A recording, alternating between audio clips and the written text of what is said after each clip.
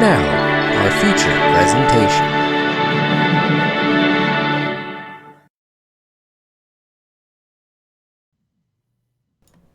Hey guys, I'm Scarfy. I'm Naka. And I'm Krüz. And welcome to Subwuffer Entertainment, a determinedly drunk, geeky, and cheerful podcast where wolves be house and stream we entertain, bring you all this entertainment news. So that's a lot of music appreciation class to talk about what's going on, certain topics, and see how people react to them in certain ways. And that song that you were listening to that was playing as a background theme was... Future Fuckballs 2010 from AVGN Adventures. Are you serious? I God hope damn. that is the real title. God damn. That is the real title. That is the title of the level. Future Oh. fuckballs. Oh, that is the real title, huh? Well, we have a lot to go over. So how is everyone doing It's 4 tonight? pages. We don't have a lot to go over, jackass. Not like 10 pages like last week. Well, you know what I mean. It's still a lot. You just gotta technically. say it. Yeah, you know. Yes. I just gotta say it, but hey. How is everyone doing tonight? Good. Good, okay. Yes. And you, Krüz? Doing. Not much doing except having to work on some paper. But hey, furthermore, next weekend, hopefully gonna do some fun things there. That's what the both of you two should be doing right now, but the show must go on anyway, so we gotta hurry this up so you guys can get back to work. Well, we're fine. We're gonna take our time. Anyway, S.E.T has been brought to you by Streamlabs. We are a non-profit podcast, but we use this as our go-to for purchasing equipment or other visual means. Please do not feel obligated. We are not asking for money to pay the rent, but if you have the heart to donate, it is greatly appreciated. So, yeah, apparently, Excuse me, sorry. I just had some sneezes. I didn't want to put them on the mic, so I muted it. that's fine. That's what it's there for. Anyway, apparently, I mean, I just don't want you to get sick. I don't want you to catch coronavirus. I'm in danger. Apparently, It's landed in Washington State. It's you there's checked at least around your... Yeah, one there person were- has been killed so far. right. And you're... I'm just double checking the news. Do you have Clorox wipes in your house? Yes, there are Clorox wipes in the house. All right, thank God. So you'll be able to fight your coronavirus with that. So you'll be fine. Vice Anyway. President says that more deaths possible after the first fatal case. Oh, this is great. Health officials in Washington, this is yesterday, mind you, said 27 patients and 25 staff members at a health center in Kirkland have symptoms associated with COVID-19. Oh, ugh, that's not good. Well, Yeah, it's bad. I'm gonna die. it's bad. Well, I think you're going to be fine, Naka, if all things considered. Just be sure to, eat healthily, eat good food, wash yourself a lot, and yeah, that's really all. I mean, And don't touch your face. And I'm like, but my nose is itchy. well, we're going to go ahead. Krüz, you're not afraid of the coronavirus, I hope, are you? Well, the only thing that happened close to this was that someone, I believe, someone with Ebola was. Granted, it was a kind of contained, but the NIH, National Institute of Health, is in Bethesda. Right. Someone was quarantined there, but like it was safe to be in the city, but because the compound is Who like launched their just Switch? yeah, it's very secure compound.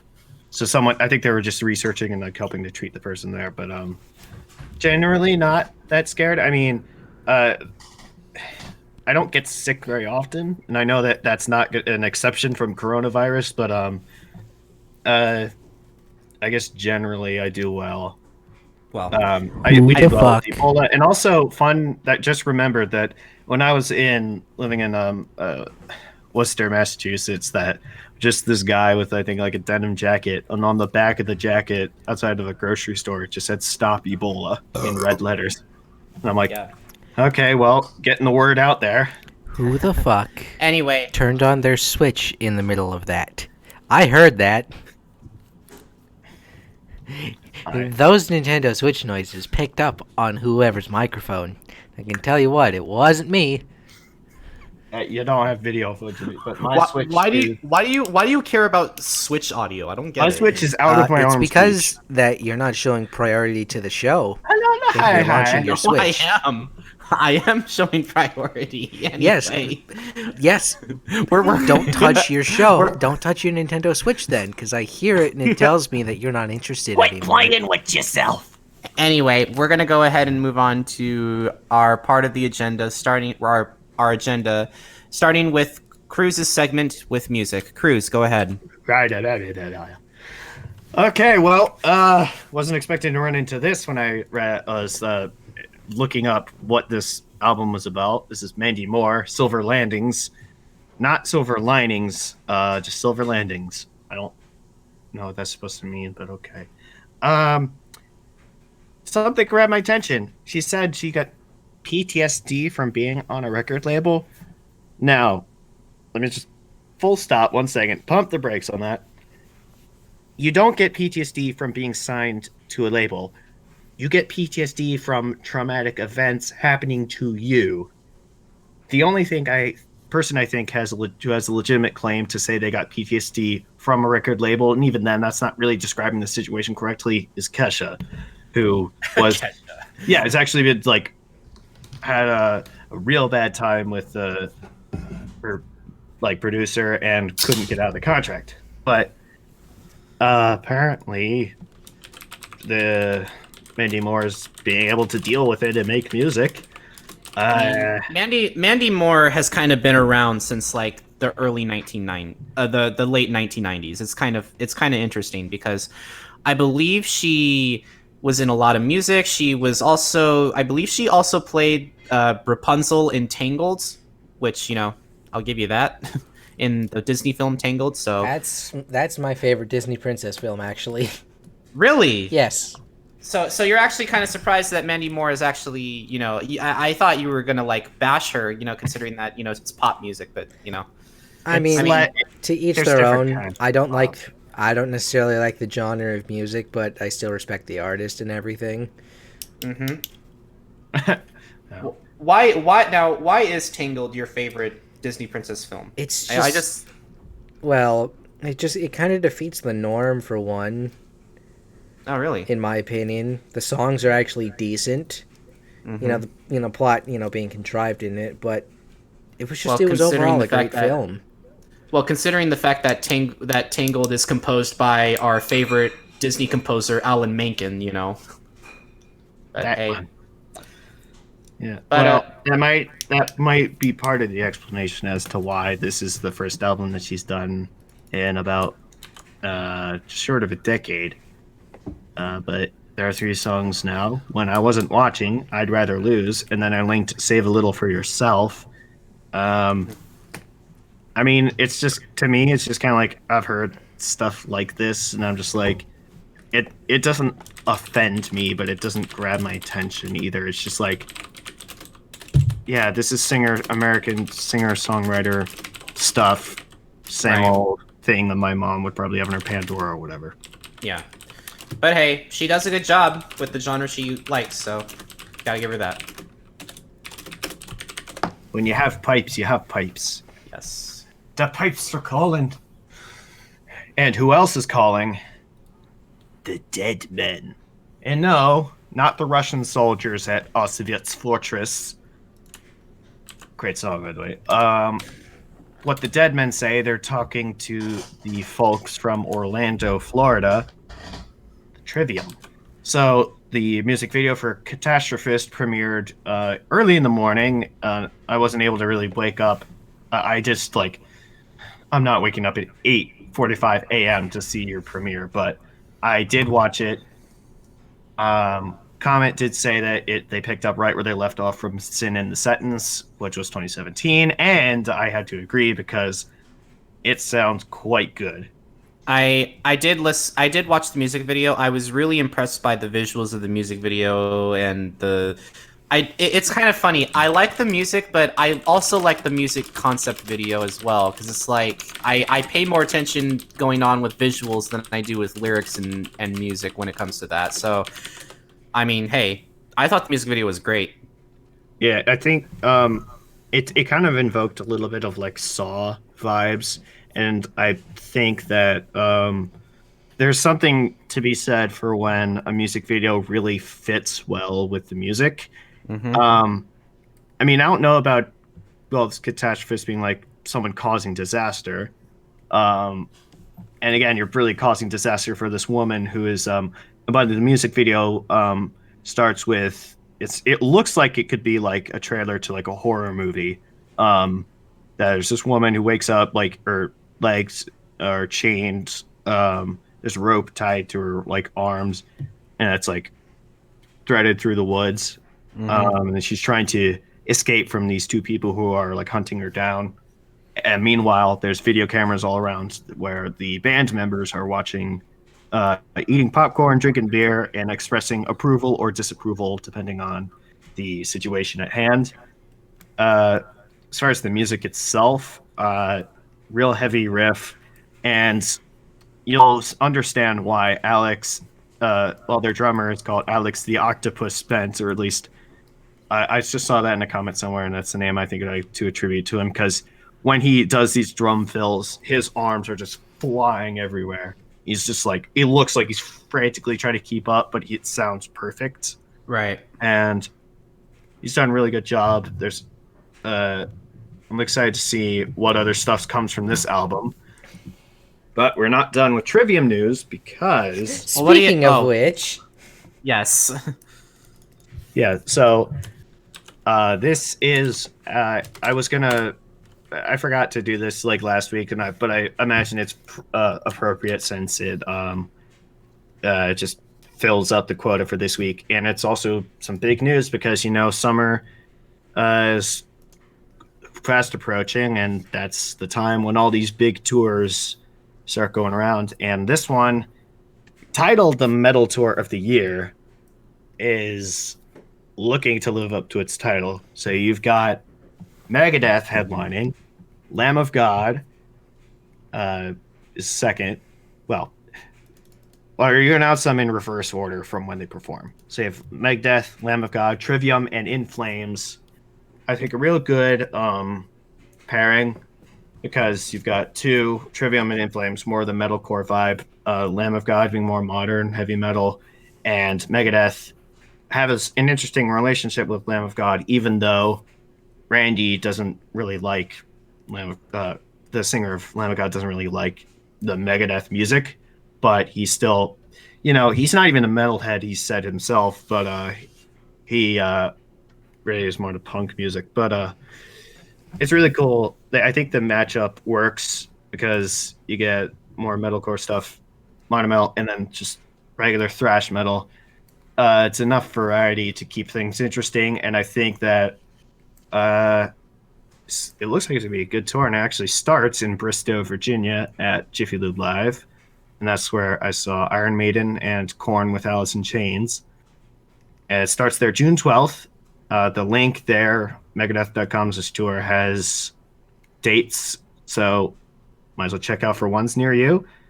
There's 2 dates in each of your states for you guys: Auburn and Spokane for Washington, and then Spokane and Irvine and Concord. I'm not sure which one is closer, but there are 2 different dates, and they're fairly far apart with the time. I think at least a month or so apart from each other. But yeah, I think they got plenty of dates, and they're going to a good amount of places in the U.S. And I think it'll be a lot of fun. Hopefully, I'll be able to get a ticket because I won't have to worry about it that soon, I hope. It's not often that I've been on a tour where we're the first date. Actually, more often than not, we've been on tour dates.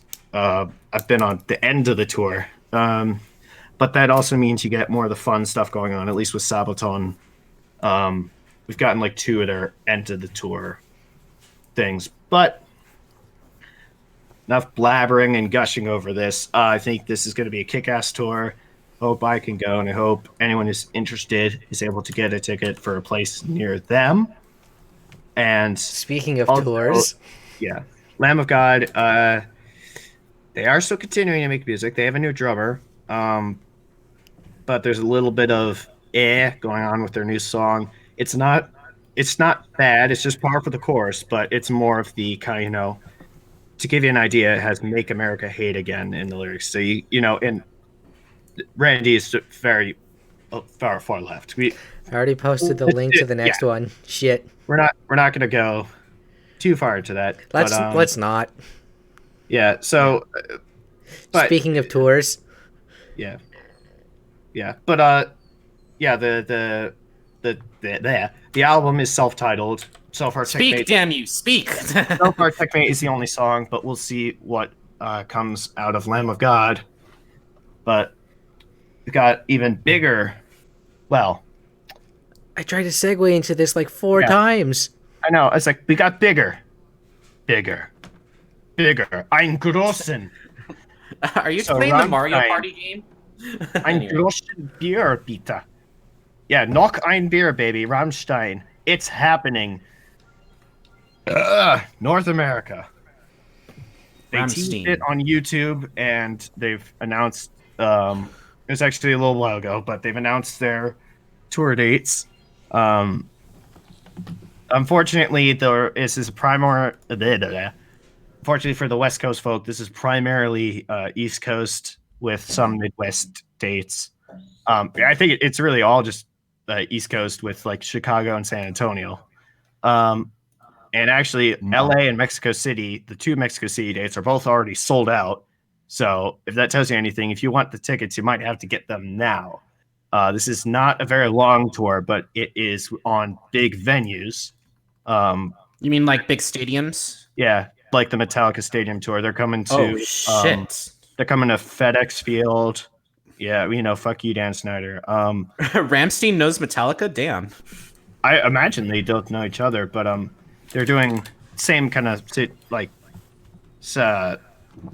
it's a big stadium tour, so they're doing mostly, I guess, football stadiums. Some other, I guess, some of them aren't necessarily football stadiums, but yeah, Los Angeles, the Memorial Coliseum.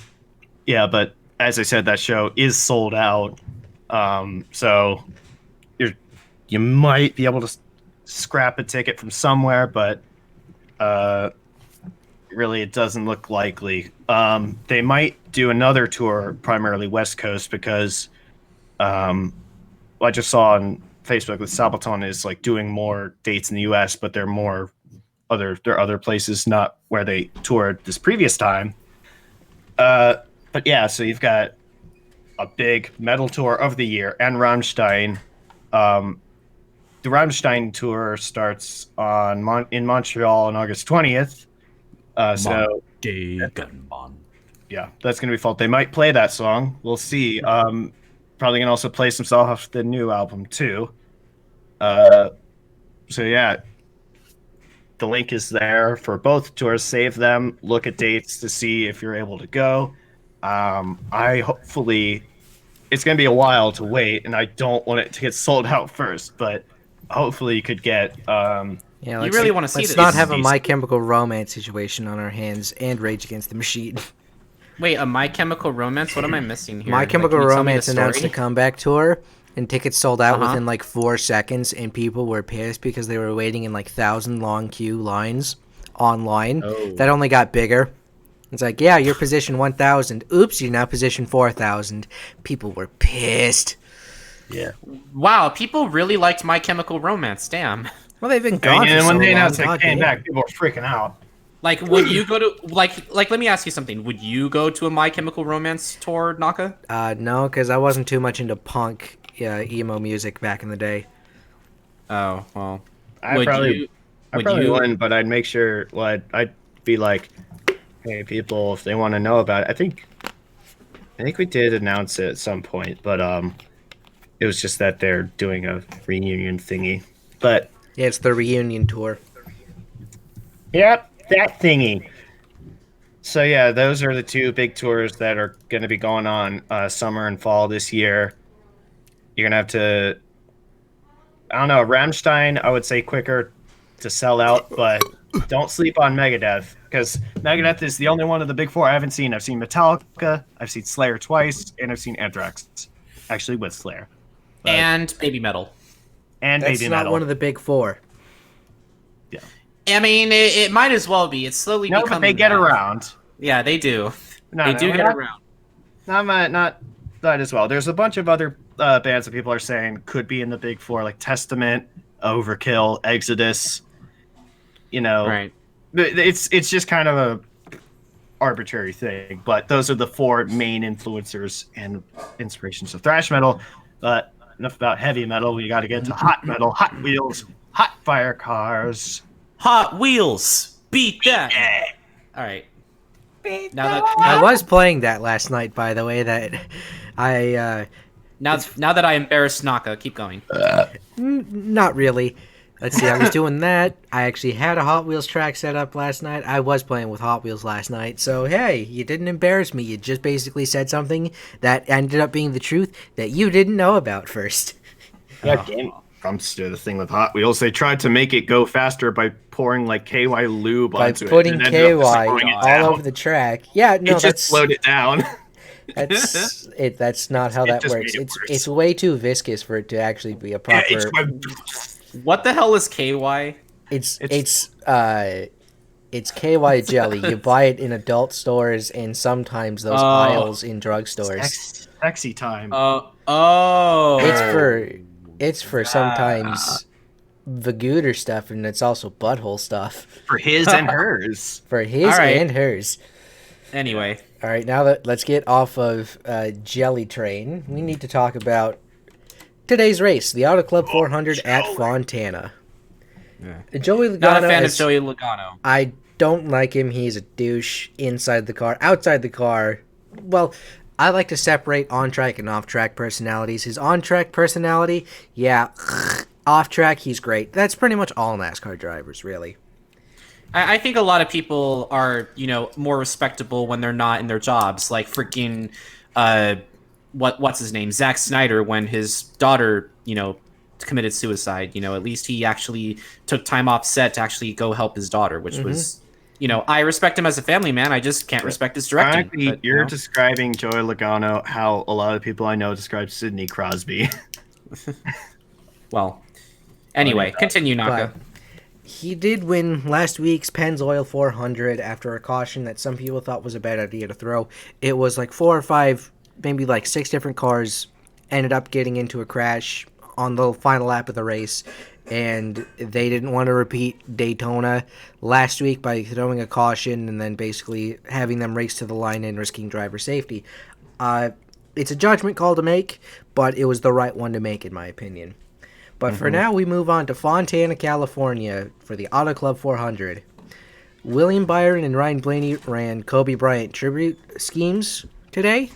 Oh, nice. Wonderful. And Ross Chastain continues his substitution in the 6 car for Roush, while Ryan Newman still recovers from his accident. But today's concern, there was rain in the area. Kyle, you're talking about 2015. But what happened is that before the race started, there was a light rain shower over the track. And so the track was a bit damp. Why is water the bad thing when it comes to racing? When it comes to NASCAR, because tires have no traction. The tires have no traction, and if you're running at ovals, you're just going to get rooster tails the whole track. Rooster tails being when the tires kick up water behind them. Yeah, the race I went to, actually it's over a decade ago. I remember going with my dad. It almost got rained out, but the dryers were able to clean up the track before, thankfully, get the race started on time.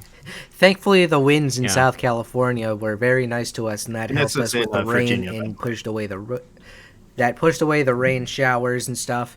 And we got the track dryers, because the problem at Fontana / California Speedway / Auto Club Speedway is that the way that the track is paved. Also, those track dryers are massive. Yes. The way that the track is paved, it's in layers, and every layer, so to speak, there's a line that you can see is a visible line, and it's like a big crack.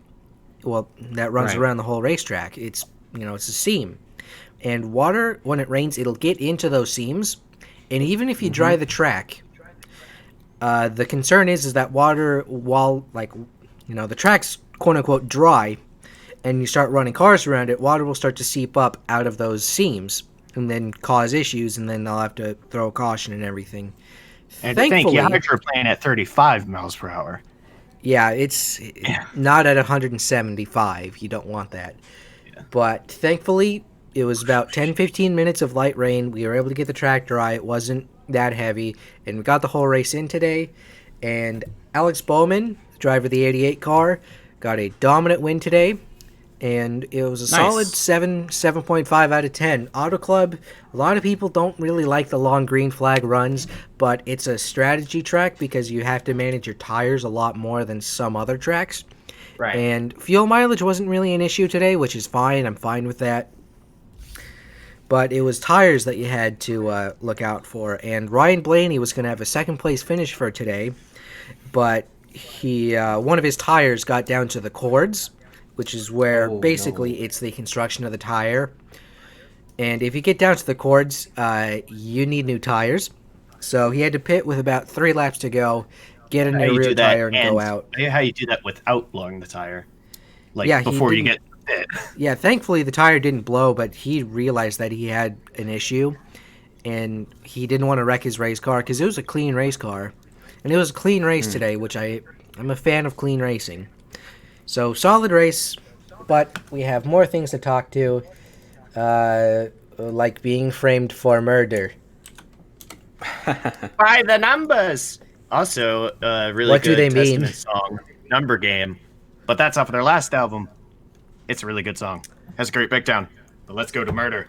Live on the scene. Let's see. No, this game is not based off of a movie that shares the same title. Yeah, when you look up Murder by Numbers on Google, it shows the movie, which has nothing to do with this game. This is a hybrid puzzle and visual novel game developed by Mediatonic and published by the Irregular Corporation. Set in Los Angeles in 1996, the player takes the role of TV actress Honor Mizrahi, I'm just going to say Mizrahi, starring in the detective show Murder Mystery. But oops, the showrunners found dead during filming. I'm reminded of a certain Phoenix Wright case from the first game. And Honor becomes the prime suspect. With the help of Scout, a discarded investigative robot, that reminds me of one of the 3DS titles. Oh, nice. She works to solve the mystery and clear her name. Apparently this format actually follows the Ace Attorney series. That's why I kept being reminded of it when I was writing my agenda. And according to an article written by IGN, it is dubbed as Ace Attorney, Picross, and Thirsty Anime all in one. Murder by Numbers is releasing on the Nintendo Switch on the 5th of March, while Windows gets it on the 6th of March. Oh, okay. So it's a murder mystery game where you try to clear your name. I mean, I can't say it's a bad idea for a game, but I am kind of reminded of the whole Ace Attorney. But now that you say it's made by the same creators or something, or it's not made by the same creators. Okay. It follows a similar format. Okay. Yeah, I heard that you saying that, joking about it, but it's I don't know. I don't think they've court scenes in this. This is more just about the actual detective stuff and trying to find clues and whatnot. So more it's gonna have the format of the main Ace Attorney games, but it'll play more like Ace Attorney Investigations. Yeah. Right. Different. Damn spin-off titles that we never got in North America. That only are playable in English with fan translations. No, I definitely see what you're saying. It looks like a very interesting game. I'm not too sure if I would be too interested in getting it. But hey, I mean, it looks great. The animation looks nice, but that's really all I can say regarding it. Mm-hmm. So it does look well polished. I don't. Yeah, again, a lot of this comes down to what I can get, but again, I know I say this for a lot of games, and I probably should just like leave it at that and just be like, if I get it, I'll say something about it. Um, Hmm. but it does look like a very like faithful kind of companion, if not successor to Ace Attorney, or at least Mhm. if you want to be into that type of game. Anyways, Anyways, we shall move on to Granblue Fantasy Versus. yes. Also, Krüz, answer the question that Kyle is posing. I was gonna type it. I was gonna type it. Are you? The answer is no.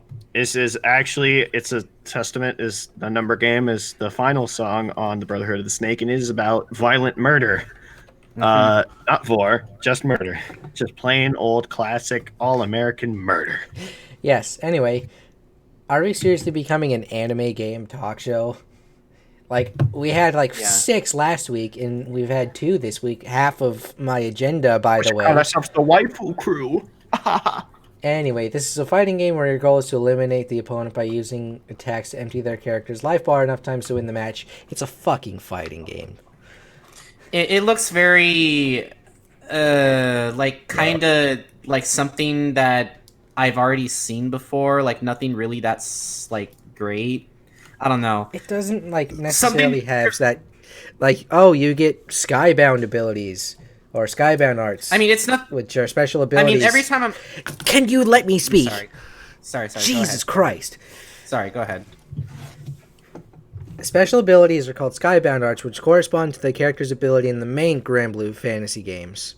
There's a story mode that's more of a side-scrolling beat-em-up game, but it's still a fighting game at its core, and it's nothing kind of unique that sets it apart. It's not a Tekken or Soul Calibur or Street Fighter or anything SNK or Marvel vs. Capcom, which is Street Fighter. Of course. But if you are interested, the game releases in North America on the PlayStation 4 on the 3rd of March. Europe gets it on the PlayStation 4 on the 27th of March. But if you want to pick it up on Windows PCs, that'll be available worldwide on March 13th. No, I don't know why the launch dates are like that. I have no say in that. That's just what I have, and that's what I'm reporting. Of course. So regarding this game, like I don't know what to think of it. It just feels like it's like another, like I'm getting Mortal Kombat feels that isn't really Mortal Kombat. I don't know. Just it looks like it follows a pretty, I guess, basic or standard fighting game kind of formula with the like everything's like the health bars and like one side of the screen, everything. You've seen one, you've seen them all. Not to say they're all the same, but they follow like a very similar structure of the game. right.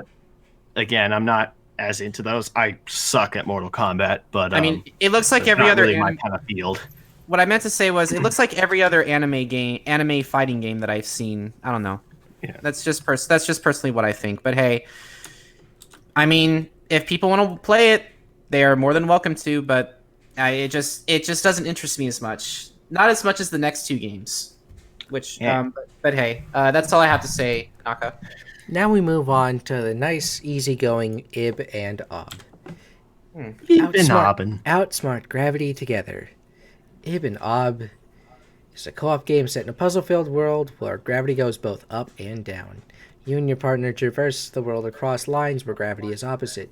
It's a fun, little indie platformer, getting a March 5th release on the Nintendo Switch after its previous releases on the PlayStation 3 in 2013 and Windows PC in 2014. Yeah. So this is a pretty big. There's not much to say about it. It's a fun little indie platformer that actually has some charm going for it, and the gameplay is somewhat unique. It reminds me a bit of VVVVVV. Oh, V. Game that caused many people pain, and it's as adorable looking as or cutesy looking as Piku Miku, a similar game where you're also a little bean, a creature jumping around trying to figure out puzzles. I feel like I knew this game wasn't new, so I was like, I didn't really think this, but I thought, oh, it must be a re-release or something. Yeah, it's coming to the Switch. Perfect console for it to be put on. It looks like a game you could just pick up and play whenever. Yeah, and it looks like have it fun looks with fun. it. It looks like fun. Like I mean, I would play it. Naka. I mean, I'd also play it because I have a nice thing with little indie games like this, indie platform and puzzle games. One of these days, we both need to play. I forgot that one. What is that one game where everything is in black and white and you're trying to guide this one boy through the forest? I forgot. I forgot what it was called. Limbo? The Liar Princess? Yeah, Limbo. Oh, it is Limbo. Okay. Yes, Limbo. Have you ever played the game with the giant fuck? All I know is it has a giant fucking spider in it. And I was like, oh. Stop. Anyway, it's a nice platformer, and I really like what it has to offer. But of course, we come to the creme de la creme. Yeah. Yep, I forgot to have this link queued up. But can I just say I've never played any game in this franchise. Like, I've only played like little bits and pieces every now and then. Really? Yes. Wow. And this is it, folks. For those who didn't have a Game Boy Advance back in 2005, or a DS or a DS Lite, you can now finally play the original Pokemon Mystery Dungeon Rescue Team in the best possible way. It's a remaster for the Switch. It's been 15 years since the original Rescue Team Red or Red Rescue Team and Blue Rescue Team released. Mm-hmm. And this is the ultimate version. You may have played the demo back when it was revealed in January, and you'll be able to transfer your save data from the demo. Oh, nice. This has a new art style, autosave, and auto mode, Mega Evolution, and new Pokemon. You am Who-Man, who's somehow been transformed into either Bulbasaur, Water Turtle, Fire Lizard, Hedgehog, Water Alligator. I have no idea what Chikorita is supposed to be. Chica. A Grass Lizard, a Mudkip. I completely forgot where I was going with that. Mud Puppy. A Fire Chicken, an Electric Mouse, a Fox, a Midget, a slightly more macabre midget. a Buff Midget. A midget with headaches. A midget with... No, and let's see. A midget wearing the skull of its mother, carrying a bone. A duck that gets headaches. A bipedal cat that can talk. A cat with a coin, yeah. That has a coin. Or a cat. Or a Skittle. Of which is determined after taking a personality quiz at the beginning of the game, and you also choose a partner Pokemon from the same list, barring it's not the same type as your choice. It is a roguelike game where you have many jobs and side quests, lots of story missions, all revolving around rescuing Pokemon, delivering items, and escorting clients. Oh, by the way, fun fact, other than the Gen 1 starter trio and Pikachu, all the other Pokemon name come up as red squiggles in the Word document. Google Docs does not do that. Oh, well. So, oops. Yep. Anyway. But the gameplay revolves around rescuing Pokemon, delivering items, escorting clients, and clearing dungeons. Complete a mission, get stuff and rescue points, which increase your team rank. It's a dungeon crawler, and dungeons are randomized in layout. There are wild and boss Pokemon to fight in turn-based battles using the 4 moves that you and your team members know, as well as projectiles or other items. Oh, by the way, you gotta eat food too. So you either gotta find some food in the dungeon. Usually an apple. Thank you. But you can find food in the dungeon if you're lucky, or you buy food so you don't die. Yes.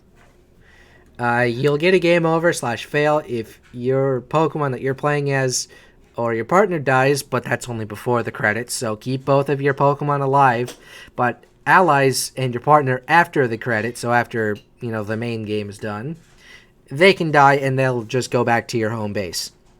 Yeah. You can also encounter shiny Pokemon in many parts of the game, so yay, shinies! Too bad you can't transfer them into Sword and Shield. No, I'm not spoiling the story because A, I've forgotten, and B, I kind of would like to experience it for myself. And go pick it up for the Nintendo Switch on the 6th of March. Sounds wonderful. I did actually play the Pokemon Explorers the Sky, which I actually really enjoyed. For the DS, in my opinion, it's probably the best Pokemon Mystery Dungeon game I've ever played. If you ever get your chance, please play it on a DS. You will not be disappointed. Regardless, however, I don't know if I'm going to pick up this game right away, especially since we have one other game that's supposed to come out in March. You know what I'm talking about, but I don't want to give. But no, that's it. That's in 2 weeks. Exactly. Well, we'll talk about that when we get to that, and even then, we still have to keep the meme-tastic, memes, close together in that episode when we talk about it. So we'll see what happens. Anyway, so that's it for video games this week. But now we transition into something big that happened in media world. Yes, something very big. We do have something. Before we get to the Bobs. The Bobs, yeah, I know. My experience is likewise limited with the Mystery Dungeon. I did have the pair of games, Red and Blue. The one is the DS, one's the Game Boy game that I just made so they're compatible. I remember very little about it, except you reminded me that you can throw things at the Pokemon and run away. Yes, that was fun. Just chuck a beanbag at them and run away. Anyway, we're gonna go ahead and move on to the big news that happened in Media World, correct, Naka? Yes. Other than the stock market, trade one Bob for another Bob. Exactly. Well, guys, if you haven't already guessed it, we're gonna be talking about Bobs, which is it kind of makes sense. So get this.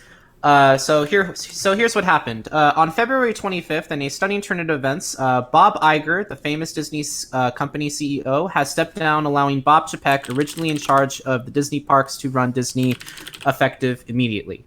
Bob Iger will continue to serve as executive chairman on the Disney board of directors until December 2021 of next year. So Bob Iger is the one on the left, while Bob Chapek is the one on the right. Why does this matter? Why is it a big deal? Well, a new CEO basically will now be in control of how, Disney will be running. That includes all film and TV production, merchandising, Disney parks, etc. We should keep our expectations in check, but we should also make sure that Disney, will not, I guess, we should make sure that Disney will not, falter from this, because, I think it's best, they should not make any bad decisions. I think it's best that we try to keep it where it is. And as for Bob Chapek, the one on the right, I don't know much about him other than his personal successes, such as advertising for the Heinz Condiment Company. That's all the ranch, mustard, and dressings you've ever seen, with 57 varieties and more. Anyway, all we can do is pray that things go well. So to Bob Chapek, I say good luck.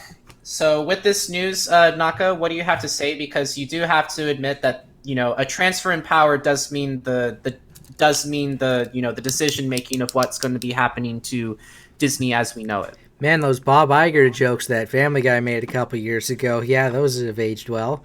Not as in they were bad jokes, but it's have you right? You guys have heard about Bob Iger, right? And how he's good at basketball? Because the joke was that they need to be on good ties with Disney so Family Guy can continue.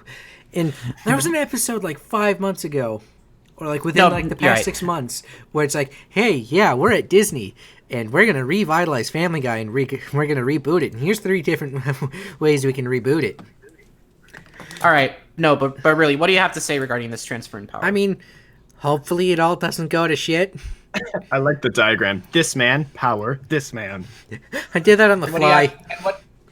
And what do you have to say regarding? I mean, of course you don't want it to go to shit, but is there really nothing you have left to say regarding it, or not much really? Because it's still Disney. It's still one of the biggest media conglomerates on the entire planet. Mm-hmm. So and, there's a lot of power being transferred over. So what do you have to say regarding this, Krüz?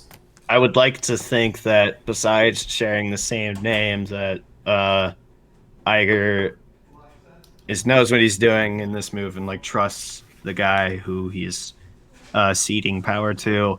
Hopefully this goes as well as another transfer of power that happened with the Baltimore Ravens. Ozzie Newsome, as you know, is no longer our general manager, but he's still with the team as like a draft consultant. But he was is widely hailed as one of the best GMs ever. Built 2 Super Bowl teams, drafted quite a few Hall of Famers, or namely Ray Lewis and Ed Reed among them, but has, I believe it's Eric DaCosta, he had power to, and so we'll see what he does. And so far he's done well. We'll see what he does in this next draft. But hopefully, if you're worked with someone long enough and you see, yeah, I think that this guy can handle it. Hopefully that's the situation there, and it shouldn't cause like ripples. People are like worried about, oh, it's going to happen to Disney. Honestly, probably not that much is going to change, but I probably start to notice changes over time. But other than that, I imagine they'll try to stay the course because whatever Disney's doing has so far been working. I mean, and they're not going to try to change that up right now. No, I definitely see what you're saying, because this is very, very important, that we talk about these sorts of things, because hey, you never know what could happen. So, And then we'll know what movies will and will not get put on Disney Plus. Well, we'll get to that when we get to that. But hey, speaking of Disney Plus, real quick, I can't believe that they actually brought back the Clone Wars for one final season. Well, yeah, my friends were talking about that when we went to see Sonic. Did you watch the Clone Wars, the season rather? Or you haven't been able to? There's only like 2 episodes out because they're releasing them like they're doing the Mandalorian. The very like claymation toony looking one? It's Star Wars: The Clone Wars animation. It's not claymation at all. It's animation. I don't mean claymation, but it's like that's the only way I can describe it. 2D or 3D? It's 3D. 3D. I mean, very cartoony. Okay, so probably 3D. I might have seen it if it was cartoony one. But you may be thinking of Rebels or something, which also is on Disney Plus. Might have been. But now we need to talk about sports and basketball. It's on the Wayback Machine. Oh my god. Alright, so we start our week ahead with the sports ball film. Yay, sports ball! Alright, The Wayback is an upcoming American... I can take the visual gag off real quick. Sorry for interrupting. Yeah, that's fine. The Wayback is a upcoming American sports drama film directed by Gavin O'Connor and written by Brad Inglesby. It stars Ben Affleck, Al Madrigal, Michaela Watkins, and Janina Gavankar. Oh, well. This man. Jack Cunningham once had a life filled with promise. In high school, he was a basketball phenom with a full university scholarship when suddenly, for reasons unknown, he walked away from the ungame, forfeiting his future. Now, years later, Jack is spiraling down, triggered by an unspeakable loss, and drowning in the alcoholism that cost him his marriage and any hope for a better life. When he is asked to coach the basketball team at his alma mater, which has fallen far since his glory days, he reluctantly accepts, surprising no one more than himself. As the boys start to come together as a team and win, Jack may finally find the reason to confront the demons that have derailed him. But will it be enough to fill the void, heal the deep wounds of his past, and set him on the road to redemption? Now, I want to make something clear. I don't have anything against this picture, but there is something about it that is sort of, I don't want to say, I don't know, kind of samey, but at the same time, oh, this picture is being made. Cool. I feel like it's a story I've already seen or heard. I don't want to feel like I'm giving it a bad rap, but, I understand. I mean, it does also remind me of 2 great basketball movies I've seen, The Hoosiers and Glory Road. Yeah, that's what I was going to say. This reminds me of Glory Road. Yeah. I was trying to look for the movie title, but you just reminded me of it. Yeah. They're both I thought you were actually similar kind of situations. I guess somewhat similar. For a second there, I thought you were going to say Rebound. Anyway. No, I'm actually talking about a serious movie. Yes. Yeah. The Hoosiers, I think part of the thing with the Hoosiers that they were... I think that was Texas A&M. They were African American players, and there was the time when they were kind of not treated the same. I mean, to really put it lightly, but their coach, I think that was it that or Glory Road? The coach always got kicked out of every game. Mm-hmm. Anyway. But yeah, both of them were good movies, redemption stories, and this one is looking to be like one of those. I mean, I think it looks like it could be very well done, but yeah, I mean, it's kind of like you kind of know what you're getting into. Anyway, Already. it looks interesting, just not really captivating. There's not much I can say on the director Gavin O'Connor either. According to his IMDb page, I haven't really seen any of his work. Only that I know that some of what he's made is good, but I don't know what to think of this guy. So Matthew Wolfstein said he directed The Accountant. either way, the film releases on March 6th. I only saw parts of that, but the part of it that I did see looked real good. But what do you have to say regarding this, Naka, Krüz? I mean, yeah, I'm not big into basketball, but because it looks like it's a very well done movie, like Glory Road, it does have a shot to, being successful.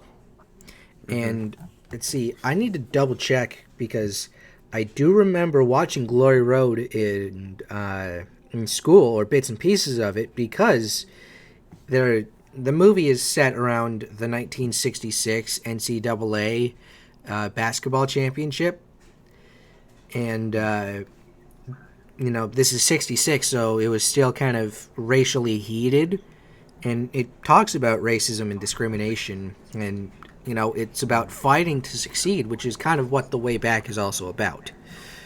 And the production company it was for Texas Western. Yes, it was Texas Western, but the production company for Glory Road was Walt Disney Pictures. Oh, okay. I was like, I Sounds saw a great. Disney movie about this, and it's a serious movie too. It's not just some like Air Bud or whatever. It's not a comedy. It's a serious movie, and so is this, and it has signs of showing potential. And I think, with the tragic loss of Kobe Bryant, maybe people want to go out and see a basketball movie about, struggling for success and then becoming successful. Well, I mean, we will have to see what happens there, but anyway, do you want me to move on to our next big thing that we are excited for? We're when it comes moving on to Netflix? another AVGN Adventures level, Assholevania. Well, wait, what are we talking about? Shouldn't this be on your segment, Naka? Technically, but this is going to be good. We return back to the land of Wallachia with Castlevania Season 3, an American adult animated web television series based on the video game series of the same name by Konami. The first two seasons adapt the 1989 entry of Castlevania 3, Dracula's Curse, and follow Trevor Belmont, Alucard, and Sypha Benaldez as they defend the nation of Wallachia from Dracula and his minions. The writer of the shows for season 1 and 2 are comic book writer Warren Ellis. He's written a lot of comic book work from both Marvel and DC that really shines here. I can't spend too much time talking about him. You'd have to go research him yourself. That being said, the first season only had 4 episodes, where the second season had double the amount, with season 3 on the horizon. The show has been extended to 10 new episodes that will soon be coming to us. I can't really give you much detail in terms of plot because I don't want to spoil the show, but if you haven't already watched, the animation is dripping with color and atmosphere. The characters are memorable and funny, the writing is glorious, and the music is fantastic. I believe that the show is also inspired. I only got references to this later, but they inspired off of Maximum Overload, Dragon Force's song called Symphony of the Night, where they do reference like things that I've heard from this. The only other things I know from this are that there are games and that I've watched Hellsing Ultimate Abridged, of which Alucard is a character. You really need to watch Castlevania, dude. So if you're looking, I'm gonna get into it. It's the perfect time to get into it.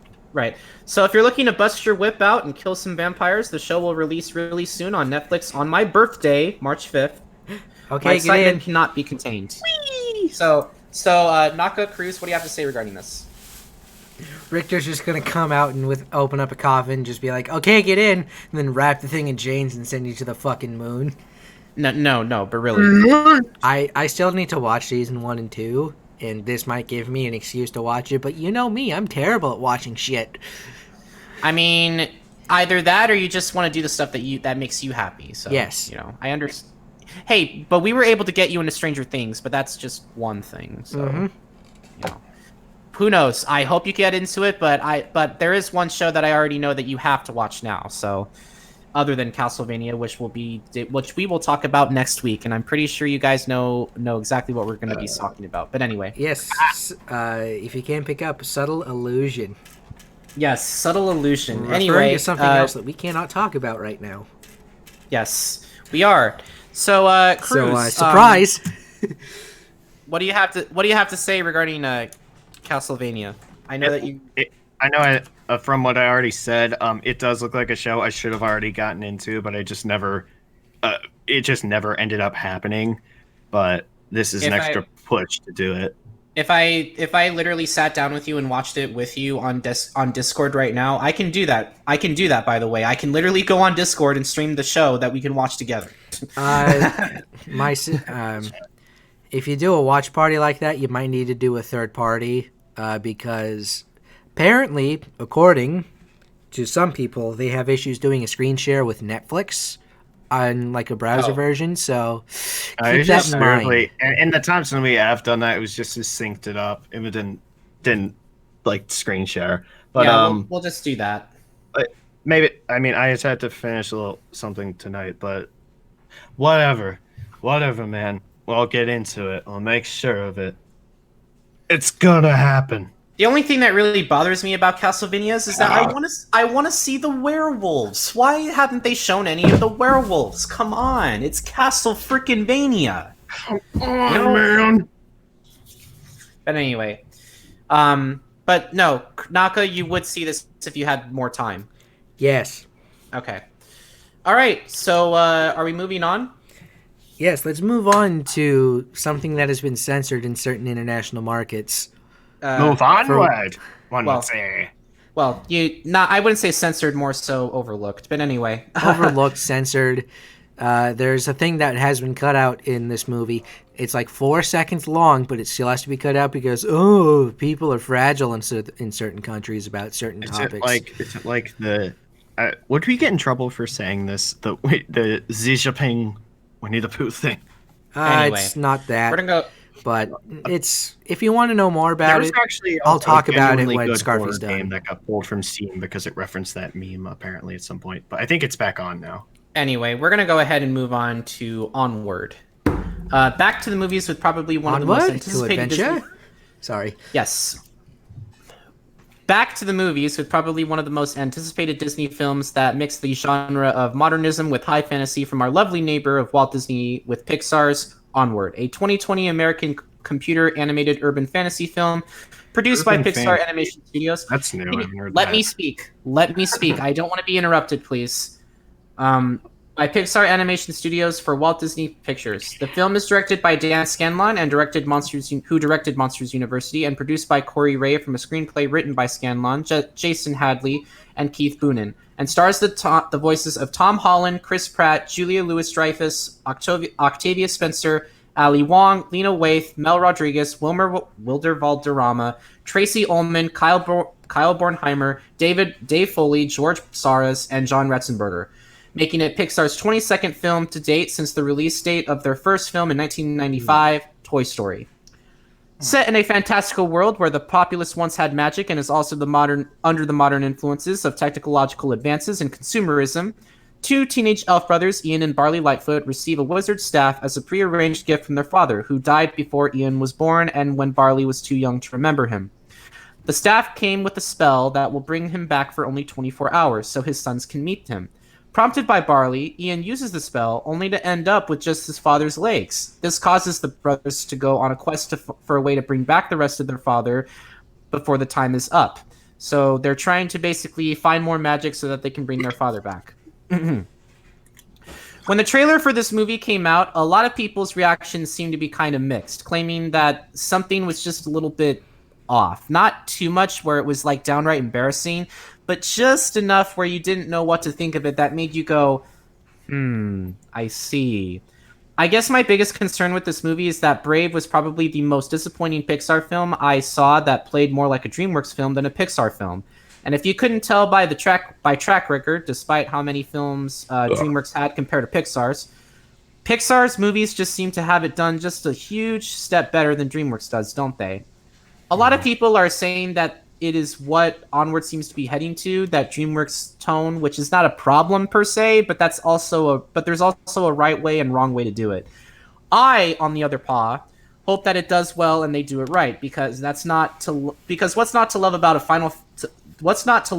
fantasy that plays more like a D&D campaign with modernism that involves 80s rocks, trucks, and trying to figure out how to bring the magic back. It's a very good setup. Now we just have to hope that there's a very good payoff. I love me some Chris Pratt and Tom Holland, so it's nice to see Star-Lord and Spider-Man working together in this movie. Oh, and as for the whole first same-sex character in a Disney film, My ass. It's already underplayed, and there was already a tweet saying, I'm sorry, but I'm a little confused. I know you probably meant to word this differently, but same-sex character, do you mean relationship or what? Well, I meant to say character relationship, but whatever. Okay. I personally think it's underplayed. Good for Disney trying to be progressive, but we all know it can't, and it won't be in terms of representation because suck my dick, China, and yeah, that's really all. One would assume you are the same sex as yourself. Now we wait and hope for the best. Onward releases on March 6th, a day after my birthday. Can't wait. So we're going to talk about the elephant in the room, which is the whole, I guess you could say, same-sex attraction to the same character in this movie. And first LGBT Disney character. Quote unquote. No, did you not see that one scene in Star Wars, the last one, where they had a gay couple kissing and they cut it out of the film in certain markets? Yes, I did. Yeah, which so didn't did really I. Which really didn't mean anything, and I just kind of just shrugged it off, really. Like I just went like, you know. Other than that, you know, because I don't want to spend too much time on this, what do you have to say regarding this particular movie? It looks interesting to say the least. It's a good setup. It's a good setup, and it looks like it's going to have a good payoff, but we don't know until the full films come out. Yeah, and what do you have to say regarding it? I mean, I know Krüz really wants to see this movie. If not... It looks great. It really does. Again, you don't... whatever you feel about the decision to have the same-sex couple or whatever other things in the movie, I don't believe it's in bad faith to go into it hoping that it'll do poorly because of that. If it does poorly because of that, it'll be because either general public is a little put off by it, or the ones who were hoping to have the representation done right were disappointed and are thus bashing the film for doing them a disservice. And It's unfortunate that a lot of times that it just seems like it's just accepted reality now that those kind of things seem to dictate how well a film is perceived to be. But on face value, I again got mixed feelings about it because I was like, it seems very typical kind of humor for that kind of movie, but again, that's kind of like to be expected. I did like the attention to the detail of the Big Brother. I don't know his name. Big Brother, is that Barley? Big Brother's denim jacket.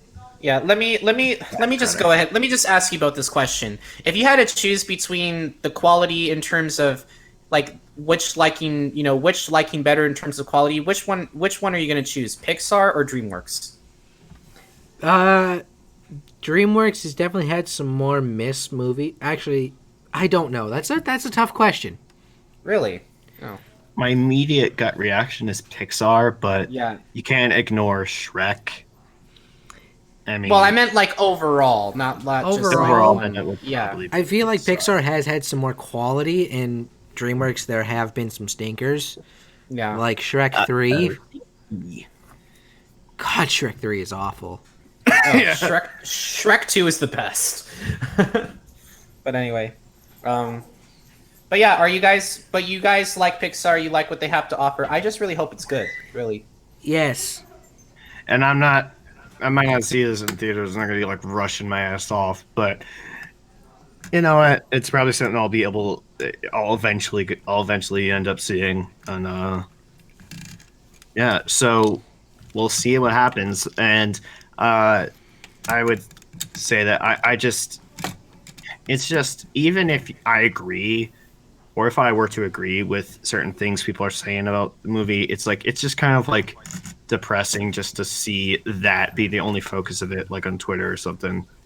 It's just kind of like, well, no one's actually talking about the movie. They're just talking about politics now. And that's, I mean, everything about this, they're trying to make a statement with something. Whether or not they are, that's what's going to be perceived as, unfortunately. So we'll see. And I think that hopefully, as a whole, the film can really, it can include, it can do what Rick Riordan did with including a transgender and a Muslim character, actually, of all things, doing it in a way that either is directly linked to their character traits, like the transgender character is a child of Loki and a shapeshifter. But being gender fluid, they can switch male female, but they can literally shapeshift into other creatures. And also the Muslim character, it kind of also expands the notion that they already had of Apollo, because Apollo was mortal in the series that and this Trials of Apollo series, that no, this is a different one. I'm sorry, this was the Norse series, but the concept is that if one god isn't taking care of the sun, another one will, and it kind of is just expanding the theoretical universe. So it does serve a purpose. Not saying every character has to, but it's not either fan service or like done out of pressure, and therefore not that good. It's like, and it's also not forced. Yeah, it's kind of like I forget what specific Star Trek movie out of the most recent ones that came out. But are we like, in terms of what? Because like we're there talking was. About I'm bringing this up because of like this kind of representation of LGBT. Well, Star Trek community. Star Trek actually does it better than anything else. Well, like they've done it. There was one scene, like just one little clip in one of the more recent Star Trek movies where they were coming back to Earth or something, and Sulu was greeted by his partner, a male partner, and but it's never been confirmed that Sulu was LGBT or not.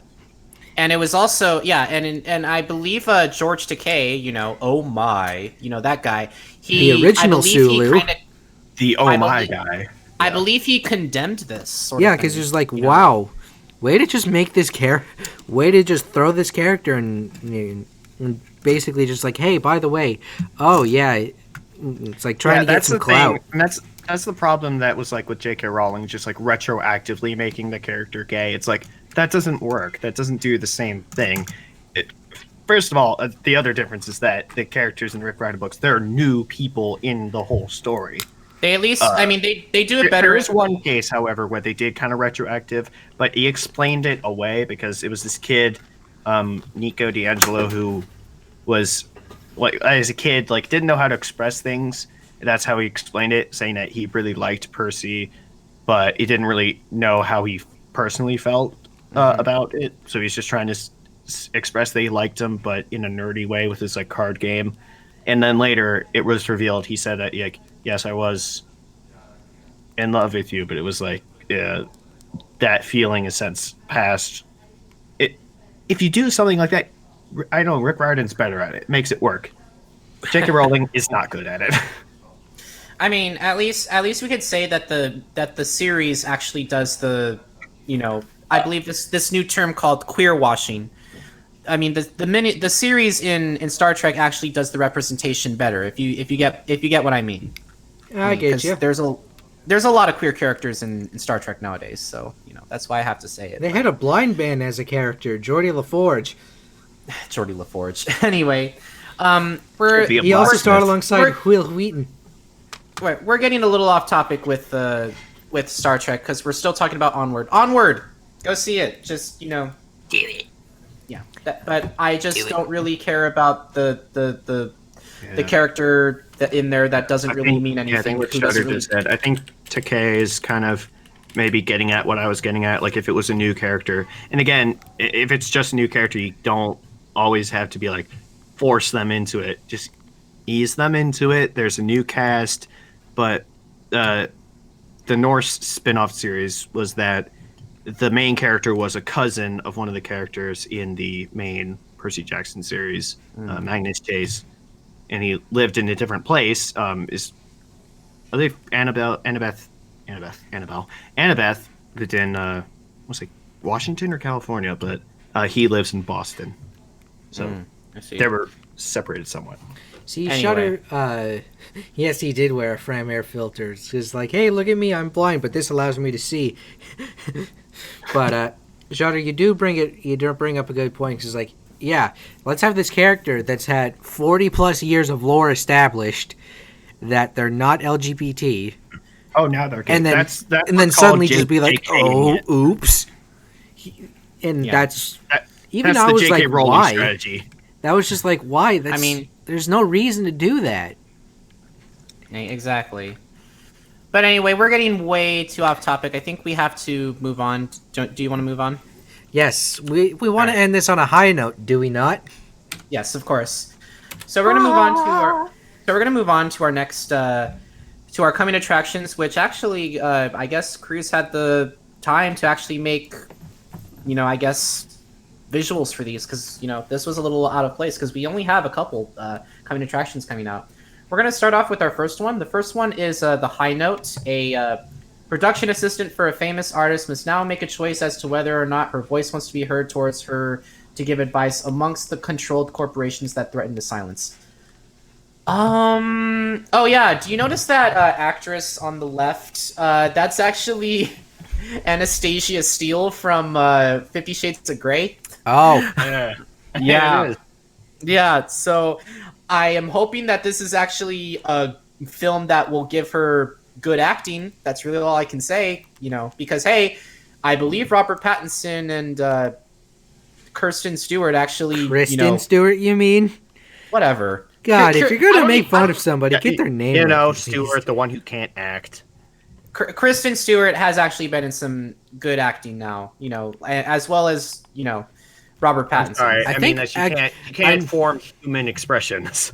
I Not know in we're the getting movie, off topic again real quick, but I think one of Kristen Stewart's first acting roles was in a movie called Speak, which is based off of a novel about a high schooler who was Right. bullied, and she was a victim of sexual assault, and it's not pretty. I remember this in But yeah, high school Dakota- talking about it. But anyway, But move on. wait, you don't want to talk about this? No, I was talking about this trailer? something else relating to Kristen Stewart, and I want you to move on Oh. about this movie. Okay, so regarding this movie, I can only hope Dakota Johnson does well. She was in she was briefly in The Social Network. I don't know if you guys saw that film, but Goddamn Winklevoss twins rowing the boat. My Trent lord. Reznor or did the soundtrack for it. I don't like I dying. don't like dying. I don't like dying. You don't watch enough Game Grumps, man. It's just the whole All right. bit of them going on. It's like I can only think of the guy who invented Facebook, not the guy who actually invented Facebook. Who the fuck invented Facebook? And then in all capital letters, 2 hours later, Mark Zuckerberg. Anyway, I love it. but anyway, guys, the High Note, it looks interesting. I can only hope it does well, so we'll just have to wait and see. So, yeah, it looks great. It has Ice Cube in it. I wish I could say more, but I can't do that because this is a coming attraction. So we're just gonna have to move on to our next poster, which I believe everyone has been fangasming over this particular poster because I never heard of this until like a week before. We're gonna move on. Candyman. Candyman. Hey, Dandy Candyman. Dick. You missed. Candyman Candyman. 2020. Can I do this real Candyman. quick? Can I do this Go one? ahead. Go ahead. An artist discovers the story of Candyman, which he initially uses as inspiration for his paintings, but unfortunately begins to lose his sanity and unleashes a wave of violence. I can't do a good Tony Todd. I'm sorry. I'm doing a disgrace to the man. I'll try it. So I do have so there is something that I want to tell you about this particular film. This film is written and produced by Jordan Peele, the director of Get Out and Us. And guys, like we like Jordan Peele. He did a really good Yes. job. And I mean, So I think it makes sense that he would go to this. I mean, I don't. I think it was Duran like tweeted it's like it didn't need a reboot, but This is supposed if to be there is a a person to sequel. do it, it makes sense that it would be Jordan Peele. But Now, I can't I tell. mean- Is this Blumhouse or? I believe it is. Let me look it up. I'm pretty sure it's Blumhouse. Let me look it up. Blumhouse. It is also. It's probably also by the production company that Jordan Peele owns. No, it is MGM and Monkey Paw. Huh. The company that. Yeah. So. Because I know Blumhouse did the 2018 Halloween film. I believe they did. Let's see. I'm just double checking. Oop, not that. Doop, doop, doop. Control F. It's also going to be distributed by Universal, so that's interesting. But It's funny how we go from MGM to Universal Pictures. Anyway, yeah, it's interesting. But yes, Twilight was the film that was supposedly set in Forks, but it was not filmed in Forks. And then Forks, Washington became famous for years because oh my god, Twilight! it was actually filmed in Oregon, I believe. It was Oregon. I don't fucking know where it was filmed. All I know is that it wasn't actually filmed in Forks, Washington. Shutter was just there a couple days ago. Yeah. Just Shutter also on the topic. I happen to be having I finally got around to having the Dead Guy Ale from Newport, Oregon, from Rogue. Yeah, and as far as Candyman, all I know from it is from Dead Meat. Again, I know he doesn't really need help with his channel because he's at like 3.6 million right now. But welcome to the kill count, where we tally up all the kills. I was in all our watching a favorite channel horror movies. He's just James before- A. Janice. And today Anyway. we're looking at, he might. I imagine he's probably going to cover this. He covers them when they come on Blu-ray. We know that because I've seen a bunch of stuff. But I was not to be like that guy and sound like that, but I was watching his channel before it was like at around 1 million. And I was just like, oh yeah, he hit 1 million, and then it just skyrocketed from there. Really engaging content if you're interested in horror movies. All I know from Candyman, yes, is from his channel.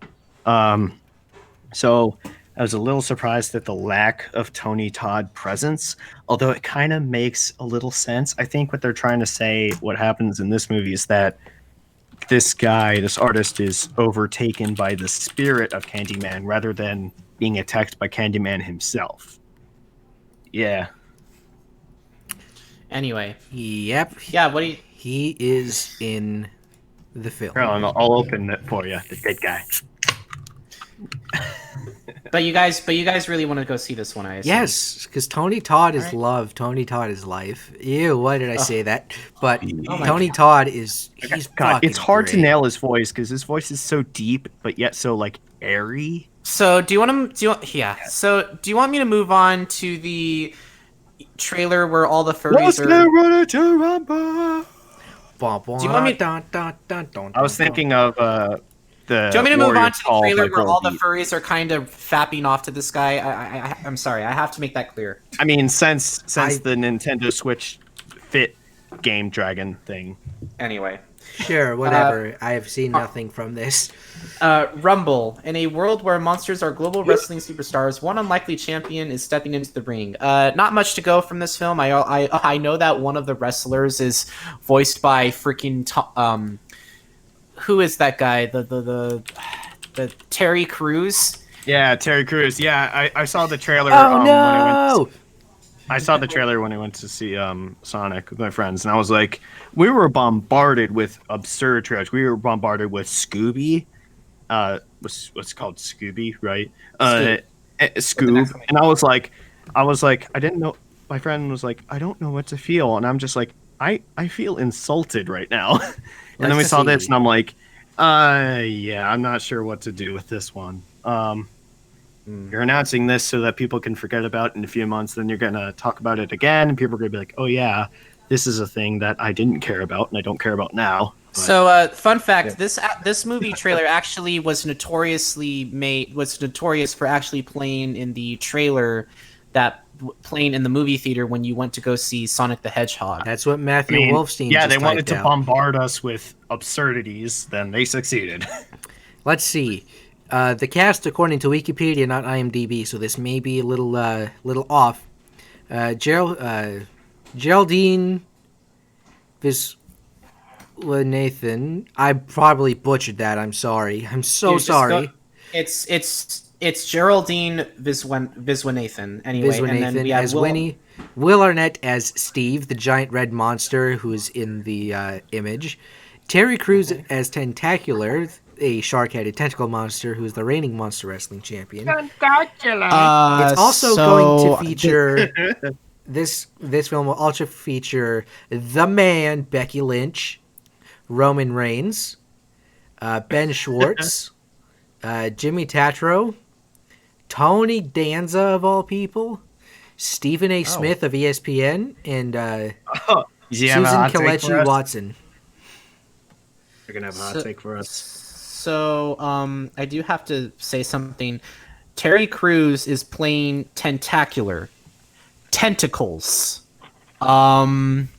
Explosion! Yeah, that's kind of a thing in the fandom, I have to say. Well, if it wasn't, it's gonna become this by virtue of Rule 34. We know what's gonna happen. I don't know what to think of this movie. I just can't believe it's coming out like next year, and it was announced like this soon. Shouldn't it be like announced like, I don't know, during another time or something? It's just, that's such a long time away. I don't know. But it's produced by Paramount Paramount Pictures, so I am hoping that this will make Paramount a lot of money, because they really do need it. You know, before they can actually think of start making quality content again. New news via Twitter. Apparently, they've confirmed a case in New York. Oh boy! Oh, stinky! Don't. It's good. It's bad for you. Of coronavirus? Yes. What's it say? New York Governor Andrew Cuomo confirmed on Sunday that the first positive case was tested in the state. Patient was traveling to Iran and is currently isolated at home. Yeah. Anyway. Well, so far they think they've got a handle on it. Hopefully, we can forget it. Yeah, I'm a little ways from New York, but yeah, about. I wasn't sure what to think of this trailer, man. It just, they threw a lot at me before I saw Sonic, and then they threw Sonic at me. Again, I have to say, it was very good. What do you have to say regarding this trailer, Naka? I really don't have much to say about it, because it's just there. All right, okay. All right. Gibalto said it correctly. It's not coming out for a long time, so we can forget about it for a while. All right, well, but we're gonna go ahead and that's it for this week. Actually, yeah, this is a short show. Very short show. This is it, guys. 4 total pages. Yeah, not that long. So, guys, if you this is it. This is our show for tonight, ladies and gentlemen. Probably didn't get to see it for that long last week, but last week and this week, you've seen our glorious new Starting Soon screen, thoughtfully created by @ZerosLion on Twitter. Oh, yes. And we also have a See You Soon screen. Uh-huh, so we do. You'll get to see a little bit more of that while we do our signing off. Yes. So there is something that I do want to talk about. Please, if you have any questions or concerns, you may also go to us at Subwuffer ET, and you can talk about what we need to improve, what you really liked. You can talk about the show anytime you want.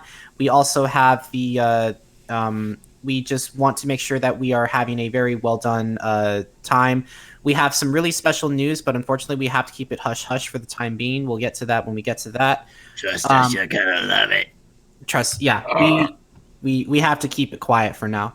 Anyway, guys, please go on Twitter. at Subwuffer ET. Talk about what you like, but talk about what we should make improvements on.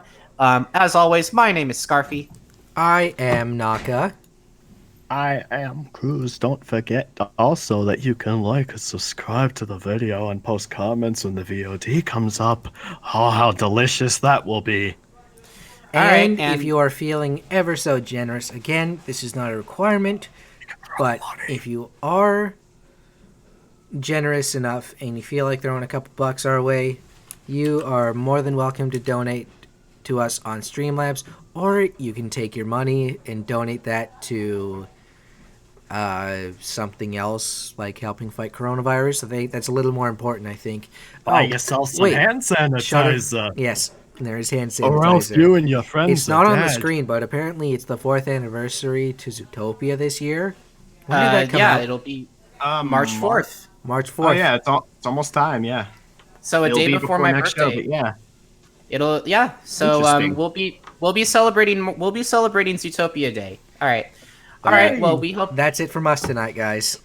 All right. We hope you have a good time, guys. Stay awesome and stay awesome. Have a good night. Good night. Bye. Bye, baby.